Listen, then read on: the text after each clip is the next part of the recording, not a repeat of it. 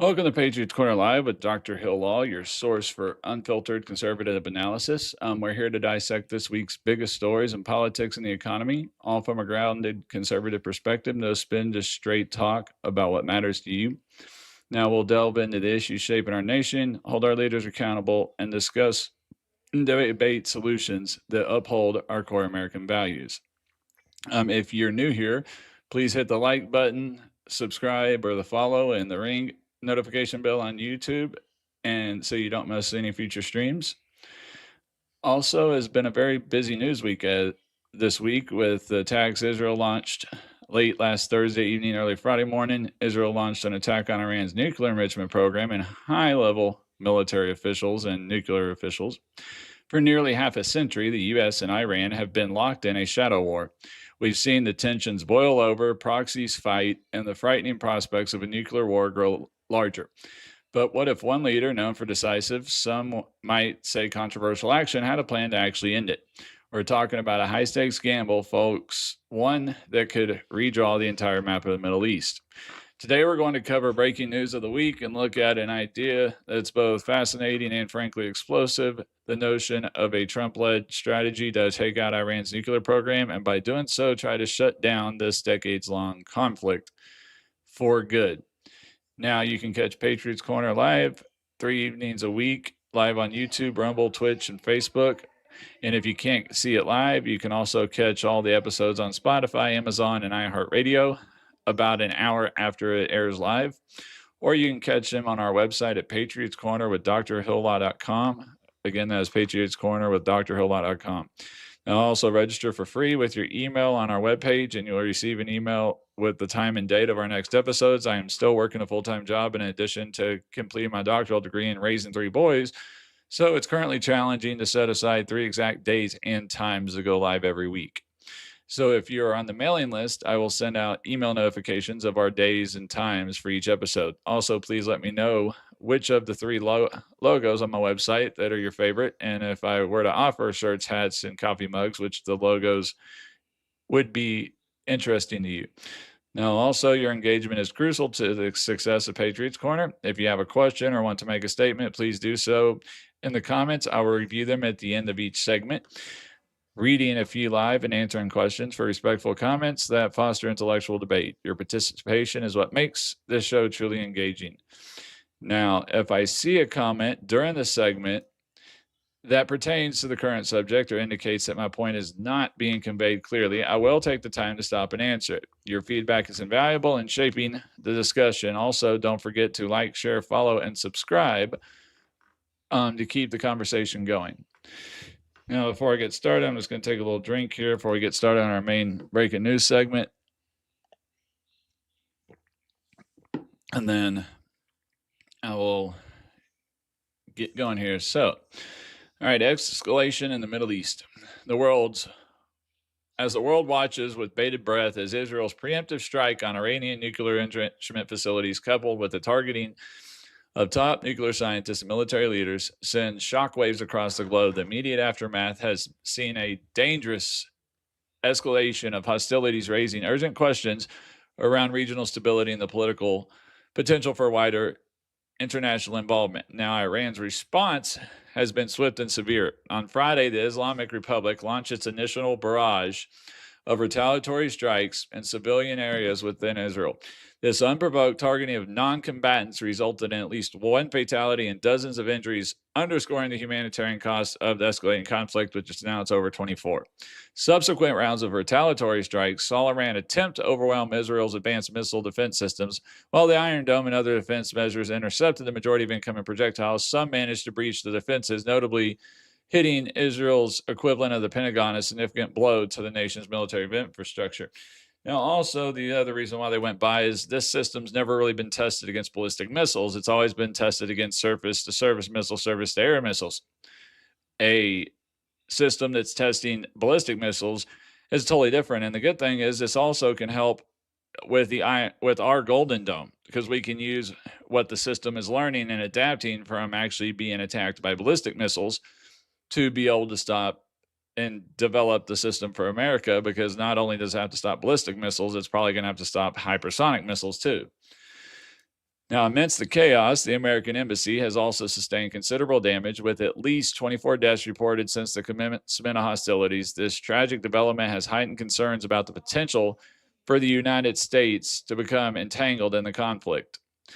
Now, a central question reverberating across international capitals is whether the United States will be forced into another war in the Middle East or if it can maintain its non interventionist stance. In a recent interview, President Trump addressed this critical issue. He affirmed, as of now, no American citizens have been killed in the conflict. The president explicitly stated that as long as this remains the case, the United States will refrain from direct military intervention. However, the issue a stark warning: if Iran were to kill American citizens, he would be left with no choice but to attack Iran.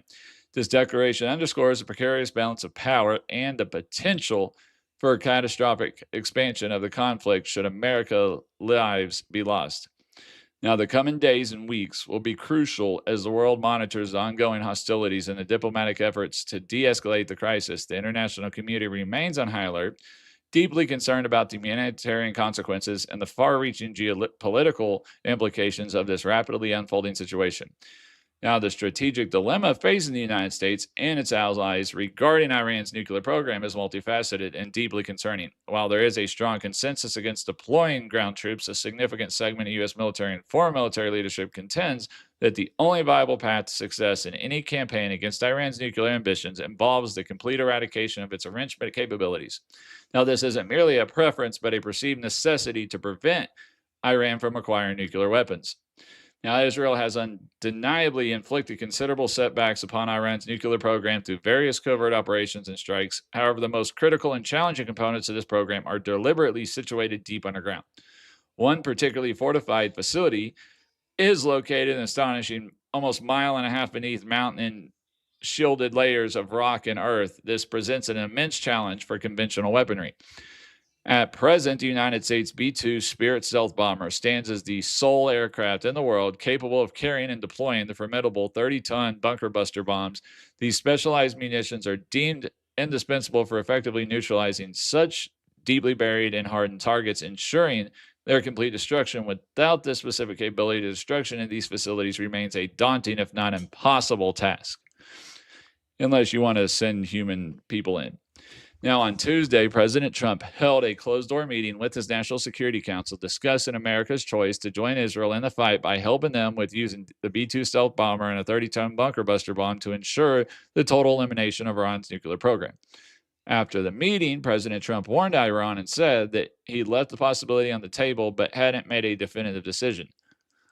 Furthermore, a prevailing school of thought among military strategists suggests that direct American military assistance to Israel in this highly specific and targeted endeavor beyond the already established cooperation and missile defenses could yield immediate and decisive results, but also could have unknown consequences. Now, the argument poised that such a display of overwhelming force and commitment would leave Iran with little alternative but to either unconditionally surrender its nuclear ambitions or, at the very least, be compelled to engage in serious and immediate negotiations. Now, Monday's G7 summit was dominated by a significant declaration from Israeli Prime Minister Benjamin Netanyahu. Now, he wasn't there, but it was during that time, who asserted that recent Israeli airstrikes had inflicted a substantial setback on Iran's nuclear program, estimating a delay of several years. Furthermore, Netanyahu issued a stark warning suggesting that the Iranian regime is precariously close to collapse. Now, this pronouncement comes amidst a rapidly escalating conflict between Israel and Iran, prompting the immediate deployment of another U.S. Navy aircraft carrier to the already volatile Middle East, signaling a heightened level of international concern and readiness. Now, the intensifying regional conflict has had an immediate and significant repercussions on global energy markets. The price of oil has experienced massive fluctuations over the past 2 days, demonstrating a direct correlation with the perceived likelihood of a prolonged war. Now, market's gone up and down, but right now it's about level. Despite the geopolitical tensions, major market indices have stayed relatively flat with no significant losses or gains, even with the looming threat of the United States entering the war between Israel and Iran. Now, on Monday, the markets were up, while today they were relatively flat, even after Fed Chair Powell announced no change to the interest rates for the fourth consecutive meeting. Now, as we come to the end of our breaking news segment, I would like to remind you, please like, comment, follow, or hit the subscribe button so you won't miss future episodes. Also, I will now take any questions and reply to a few comments if we have any before starting the next segment. Don't forget to check out our website, Patriots Corner with drhilllaw.com. That is Patriots Corner with drhilllaw.com. Shows I still have one person in here. I've got, let's see if I got anybody on Instagram's on. All right. And I go to my channel on YouTube. See if I'm seeing anybody on the YouTube side. Just trying to make sure everything's working on both sides. Alrighty. Since also, I forgot to run one last part, is also you can sign up for free access to our weekly blog, receive notifications about our next live show, and hit the subscribe button, which takes you to our locals community. Then you can support the show, gain access to extra content, and participate in one-on-one discussions. All right, I guess tonight, since we don't have any live chats in there and only got one person in each room, I will go ahead and keep going. Now, the main portion of our political commentary. In the past week, we have witnessed anti-ICE protests spiral into riots, chaos, widespread looting, destruction of private property, assaults on police officers and federal officials, and even the incineration of vehicles and entire buildings, along with the Israel-Iran conflict starting on Thursday evening and early Friday morning, which has now claimed 24 Israeli lives or more, causing damage to parts of the American embassy in Israel. To really get at why any plan to end this conflict is such a big deal, we've got to understand its deep roots. In 1979, the Iranian Revolution, that was a game changer. It flipped Iran from a key U.S. ally under the Shah to a sworn ideological enemy. Which came next was decades of bad blood, the Iranian hostage crisis, the Iraq-Iran war, where we eventually backed Iraq, bankrolling militant groups all over the region, and of course, the constant growing worry about Iran's nuclear ambitions, which they pretty much announced day one of forming the new regime. Now, the heart of the problem is Iran's nuclear program. As we sit here in mid-2025, intelligence reports from the International Atomic Energy Agency, IAEA, inspectors say Iran's enrichment uranium to 60% purity, which is way beyond what you need for civilian purposes and dangerously close to weapons grade. Some experts believe Iran has enough highly enriched uranium that if they pushed it further, could give them material for several nuclear bombs. Some sources say even up to 9. The IAEA has been encouraging obstacles in its efforts to obtain clear answers, and full cooperation from the Iran in recent resolutions have been criticized them for failing to meet their goals or their promises. Now, key places like the Natanz and Fort Al are ground zero for Iran's nuclear program. Fort Al is buried deep underground, hardened to withstand conventional airstrikes. Plus, Iran has also been beefing up its centrifuge capabilities, which could seriously shorten its breakout time. How long it'd take them to make enough fissile materials for weapon? Iran's relentless push isn't just some technical issue. It's a direct threat to stability in the region, a danger to allies like Israel, and a flat-out challenge to American interests. Along with Iran is responsibly, directly or indirectly, for the deaths of thousands of American soldiers over the last 45 years. Also, right now, with the ballistic missile capabilities they have, supposedly some estimates that they can reach as far as Europe. You don't think if they were to have 9 nuclear bombs, they wouldn't put those just in Iran? They want to destroy the whole West, including America, and any country that is aligned with America. So that's England, France, Italy, Germany, all of those. And there's estimates that their current ballistic missiles can reach that far. They don't have any ballistic missiles that can reach America, but still, any type of nuclear weapon being launched right now, and especially at the levels it can be done now, would have effects all around the world with the fallout from it.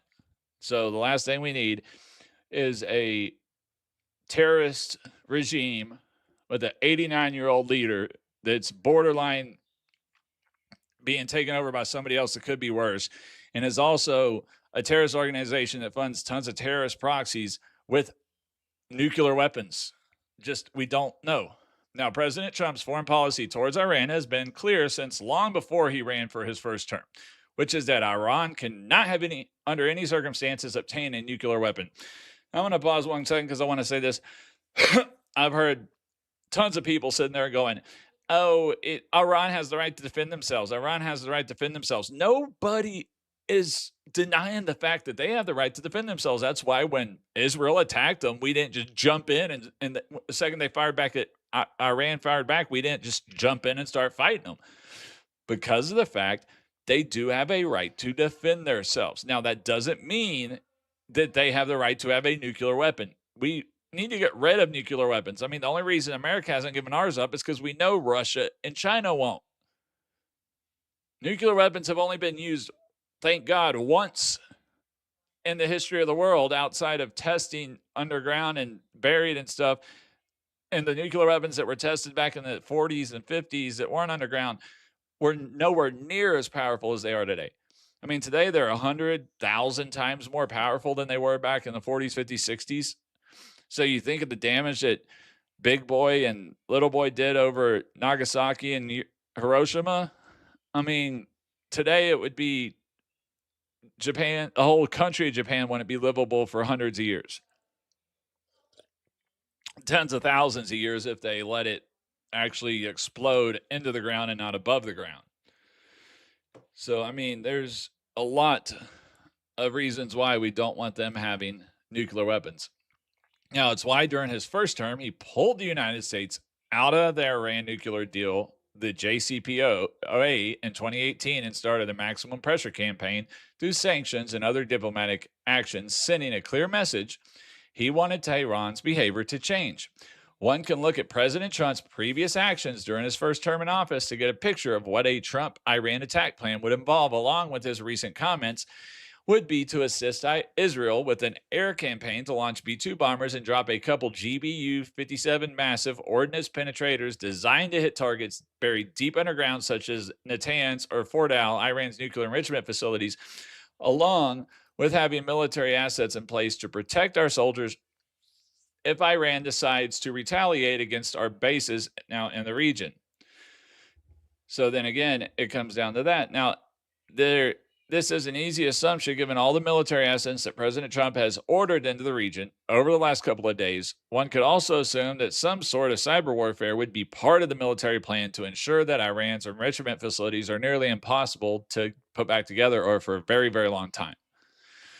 Now, it's important to remember that I am speculating about what a potential military action plan would be like under President Trump. Obviously, we don't want to kill Iran's supreme leader and have to worry about a regime change. We've had plenty of experience with that, and we know it usually doesn't pan out well and requires a long-term ground campaign, which President Trump and the majority of the Republican Party do not have the stomach for after only ending a 20-year war less than 10 years ago. We don't want to get back into that. That's why he didn't come out of the that's why he didn't automatically launch 2B2 bombers right while he was in the Situation Room. And then we hear about it by tonight that they're dropping on Iran because he is trying everything to not do it. He's trying to get Iran to come back to the table, or get Iran to, obviously, he will only accept it back to the table if they totally dismantle and they allow the International Atomic Agency inspectors in there to dismantle the centrifuges and take them out and get rid of any uranium that is enriched over like 30%, which is what I think it's 30% or below that you need for power. And until they let that happen, it's not going to happen. So probably we won't happen because the Ayatollah Khamenei is like 86 or 87, ideological, old, set in his ways, can't teach an old dog new tricks, all that type of stuff. Now, while Israel has done significant damage to Iran's military infrastructure, it has also helped make such a military action more probable.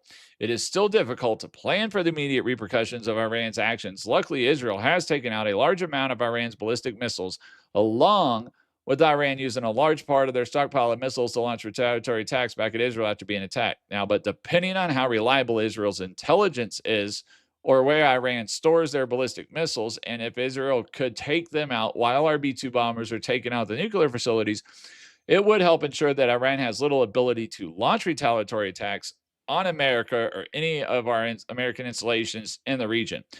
Now, if they can't get them all, then it leaves a chance for what could have been a short air campaign into a long, drawn-out ground war and having to help them. Now, also after President Biden joined the JCPOA, and return billions of dollars to Iran, we don't know how Iran's proxy militias are armed. We have already hit the Houthis pretty badly. However, Iran still has Hezbollah in Lebanon and various groups in Iraq and Syria that they could use to attack American bases in the region. Beyond the battlefield, we have the political and diplomatic fallout from a U.S. attack to consider too, thanks to Iran's propaganda against Israelis' retaliatory attack on Hamas and the Gaza Strip. Even our country is divided politically to the point where parts of our American population are in support of Iran over Israel, which is hard to believe considering Iran hangs gays, doesn't allow women to get an education above grade school, makes them cover their full bodies, and doesn't even allow them to drive a car. They're a police state that monitors any information that comes in and out of there.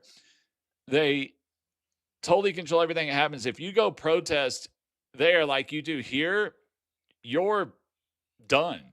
I mean, you're going to be attacked. It's not going to happen. I dare you to try to go do that. Go do that there. It's not going to work. You are going to find out really quick that you are not going to survive if you try to go pull this stuff there. If half the people that are protesting against Israel and in support of Iran were to actually, I don't know, go live there, they would be the ones hung in the town square. So, really, now our international partners like Europe, our European allies, they share about our concerns about Iran having nuclear weapons. But some are wary about the United States joining in support of Israel and would prefer the U.S. still try to seek diplomacy over war, while some Gulf Arab states might quietly or even openly applaud the decisive hit on Tehran's capabilities.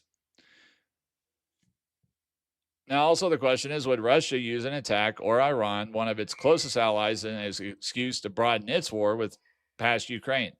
Now, along with China using any U.S. sanctions against Iran to try and gain a larger foothold in the Middle East, which could also cause what everyone's mind and what everyone's afraid of is World War III to start. It's why I don't believe that President Trump has taken any actions as of Wednesday night, along with the fact that so far no Americans have been killed by Iranian airstrikes on Israel, and the one can assume he still is waiting on our military assets getting in place, and the war is the last thing he wants. Now, obviously, he can't pull an Obama, draw a red line, and then when the red line is crossed, not act. So what worries me is the most is if Iran is as close as Israel says they are, and we know they have ballistic missiles that can carry out nuclear warheads, is that if we wait too long, they will have launched a nuclear weapon. I mean, last night they literally said, we are going to have a surprise for the world that will be remembered for generations. Only thing that they could do, there's only two things that Iran could do that would shock the world for generations, and that is pull an assassination attempt to President Trump or fire a nuclear weapon on Israel. That's the only two things they could do that would make that big of anything on the war. So I wasn't talking about anybody that would go live there, but some of the people who are supporting Iran to the point of where they act like Iran's better than Israel, they go live there if you love them so much. See how you like it. That's what I was saying, not just anybody. I'm not saying go live there because you don't support. You can support Israel and be against Iran without necessarily supporting America getting into the war. I'm not saying, the whole point of this thing was saying is what could happen if we did attack Israel, and also given the other side of what could be the bad side of it if we attacked Iran. Obviously, we don't want a war, but also we don't want Iran with a nuclear weapon. And with the new evidence that has not come from Israel, that has actually come from the International Atomic Agency of how close they are to having a nuclear weapon, that is what's scary. And that's to the point of, can we be able to take out, is Iran damaged enough that we can literally just drop 4 bunker buster bombs, destroy Fardal, destroy Natan, and not have to do anything else further? Let Israel handle the ground campaign. Let local other allies like Saudi Arabia or the UAE or Qatar or any of that deal with anything to do with what's going on in there. So that's what it is. Hold on a second. I gotta get my son out of here real quick. Liam, out now. Hold on a second. Let me mute this mic.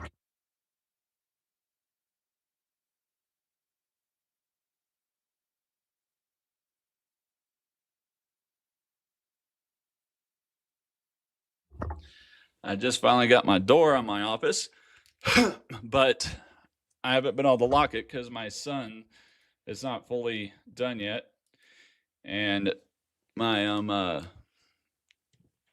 son is trying to come in and see what's going on. So, okay, and then another thing that I was trying to get to now is, well, no matter what Democrats say, President Trump doesn't need congressional approval to activate the military to launch a short air campaign. Only if President Trump were to declare war on Iran and drag the air attacks past 40 days or ground war would he need constitutional obligation to notify or get approval from Congress. Some will argue that Congress passed legislation that requires him to get their approval. Still, most would argue that it is unconstitutional and so far has not been challenged for the Supreme Court to rule on the constitutionality of the bill. Now, under Article 2, Section 2 of the United States Constitution designates President as Commander-in-Chief of the Armed Forces. It allows the President to use military force to defend the nation against sudden attacks, even without prior congressional authorization. Billy John, I was talking about, there's been a lot of Democrats who have said that President Trump doesn't have the authority to launch authorization to launch the air attack, which is untrue. If it's to protect Americans or it's a short campaign to protect the threat from the U.S., then under Article 2, he does have the right to make a short-term campaign. Now, he can't go past 45 days. Anything past 45 days has to be, because I was about to get to it, historically it has been used to limited force abroad to protect and rescue Americans when local authorities are unable or unwilling to do so. Additionally, a longstanding debate persists between Congress and the executive branch regarding the president's authority to initiate military action without congressional authorization. The Constitution has two different parts that have to do with it. One's congressional authority for activating military, and the other one is use as the commander-in-chief the president has, and that's been a fight through Congress for years now. So the question remains, could a military airstrike, no matter how damaging to Iran's nuclear sites and ambitions, really accomplish such a feat? That's what it comes down to, is it worth, can we do it without having to get into a prolonged war? Can we do it without causing anything else, risk to our military assets in the area? I mean, we know the B-2 bombers aren't going to be at risk. They're going to be flying over 30, 40, 50,000 feet, 60,000 feet in the air to drop those bombs. Israel has pretty much taken out every air defense system that Iran has. They're flying Iran's air. They own the air and sky in Iran. So it's the question now, if Iran would hurry up and just surrender and give up their nuclear weapons, give up their nuclear capability to enrich uranium past anything for commercial use, it would be done and over with. But the problem is this has been a fight for the last 45 years, and the guy won't do it. He's always tried to push along so he can get closer and closer and closer. I mean, obviously, we've done sanctions and other diplomatic ways that we can keep money from him, and when money is in international banks, keep it and secure it to where you can't spend it. But, of course, Obama and then Biden decided during the JCPOA to give them literally pallets of money back, hundreds of billions of dollars, lift the sanctions, which allowed them to put more money into their program and finally get the program actually going. So if we had kept them like we had before, where they didn't have the money to do it and invest in it, maybe they would still be 10, 15 years out. But the bet is they're not. And obviously, all of it's an exception to a point, because Iran is a police state. They're not going. It's hard to get any type of intelligence, which was shocking that Israel was able to do what they did and get in as far as they did and as deep as they did into the actions without having to worry, with being able to get all the information. Considering you're talking about a country who literally hangs people for protesting and is monitors everything that you send and do and say. So to be the reality that they didn't have to, that they were able to get literally drone launch areas set up inside Iran was amazing. And strategically, militarily, it will be studied in military colleges and military schools. CIA, they will probably be teaching CIA stuff on that and how they did it, because what they pulled off is amazing and will go down in history for one of the most significant intelligence actions that you could have taken, intelligence and military actions ever taken. To get into that type of country and do what they did is insane. I mean, I can't believe they accomplished what they did. So we'll have to see what happens, and hopefully we don't need to drop the bunker busters, but without them actually allowing the U.S., or not the U.S., the International Atomic Agency, the IAEA, to go send their people in there to dismantle the centrifuges, because they don't need to have centrifuges to get commercial grade nuclear materials. They can get that from all the countries that literally it's left over from their, a lot of the nuclear materials come from Russia that's left over from the stuff that they didn't use in their nuclear weapons. That, I mean, so that it's not impossible for them to get nuclear material for having nuclear power plants at commercial grade. But they don't need centrifuges to make nuclear weapons, or centrifuges that have the ability to get to nuclear weapon capabilities. The problem is the Ayatollah is not going to do that, because he's going to think that makes him look too weak. I mean, just the capitulations that he made during the JCPOA, he considered that a straw too far. He considered that going too far. He felt like he gave up everything he could give up.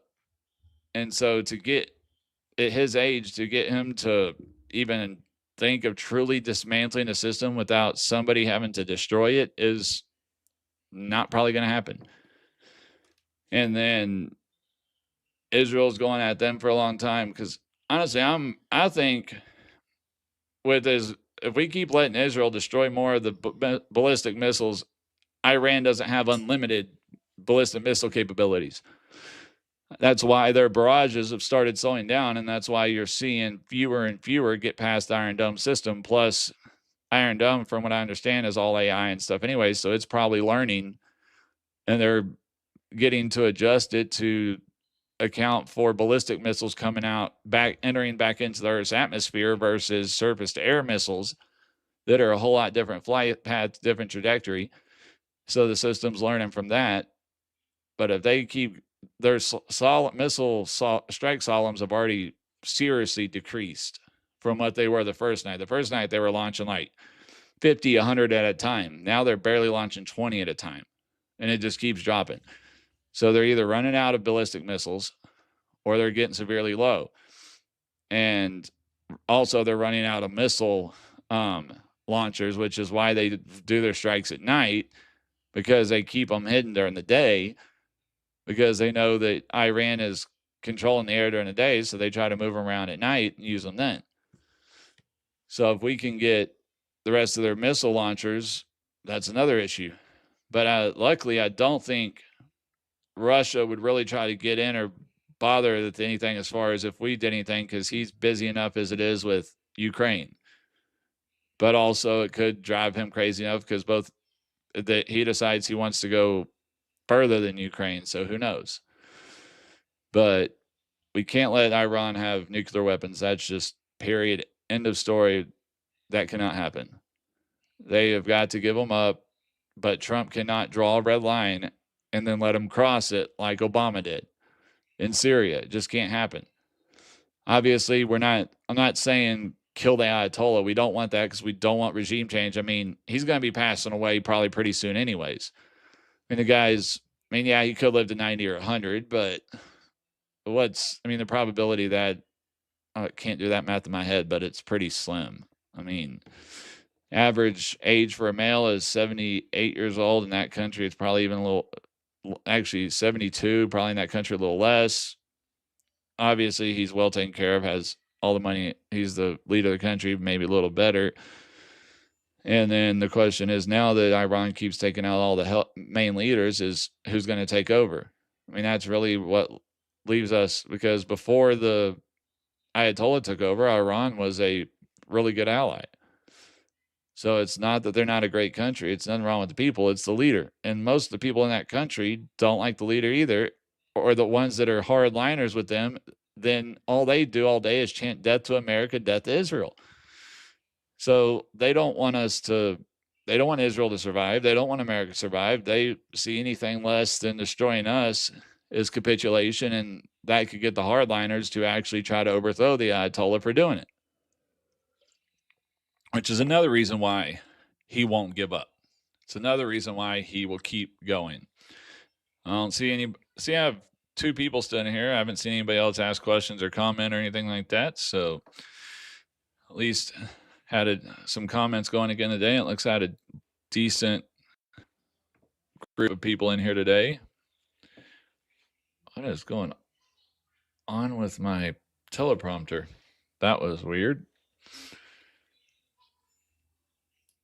My teleprompter went off and on, and then crashed my screen. Huh. All right, but anyways, that's pretty much all I got for today. So hope you enjoyed tonight's episode, which discussed the current political climate, including our nation's debt crisis, the feud that began this week between Elon Musk and President Trump. Well, actually, no, we didn't do that. Between the Iran-Israeli conflict. Please join us every Monday, Wednesday, Friday. Well, that's why I'm trying to do them now. Like I said at the beginning, with having 3 kids, a full-time job, plus finishing up my doctoral degree, it's hard to guarantee 3 days or 3 times. Now that I've got doors in my office and can do it without getting disturbed, well, once the locks are, the install's finally done, I will be able to start doing more set times. But if you go to Patriots Corner with drhilllaw.com to our website, sign up there. It's free. It's just to get your email so I can send you emails when I'm going to go live in the time and date.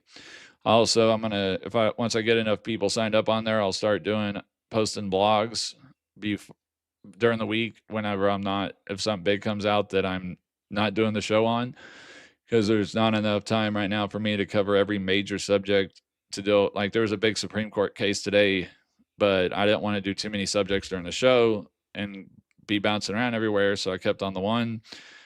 Yeah, what's up? Someone? That's the question.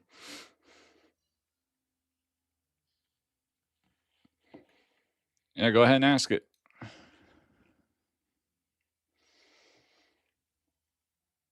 some reason, my comment is not letting me type the question, so let me know what you want to ask, and I will answer. You said question, but I don't see. I guess I'll do yes. I know you can hear me, but alrighty.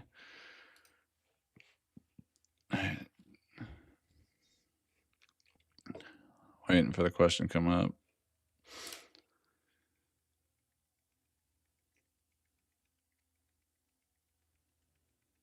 Whatever.